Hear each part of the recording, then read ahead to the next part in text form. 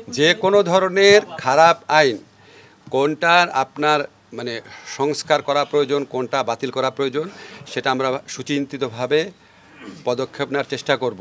আপনি সাইবার নিরাপত্তা আইনে তো আমিও আসামি ছিলাম, কাজে বুঝতে পারছেন সাইবার নিরাপত্তা আইনকে ভালোবাসার তো কোনো কারণ নাই আমার। আমরা দেখেছি অতীতে পুলিশ, বিচার বিভাগ, দুর্নীতি দমন কমিশন সহ বিভিন্ন রাষ্ট্রীয় প্রতিষ্ঠানকে, এমনকি পাবলিক বিশ্ববিদ্যালয়কে, এগুলিকে জনগণকে নির্যাতনের ওয়েপন হিসাবে ইউজ করার চেষ্টা করা হয়েছে। তো নির্বাচন কমিশনের ভূমিকা তো আপনারা জানেন।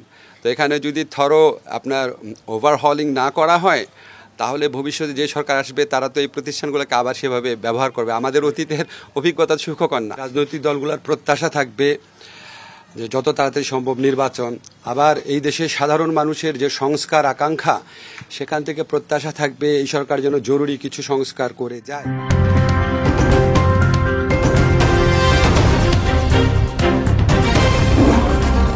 Voice of Tiger.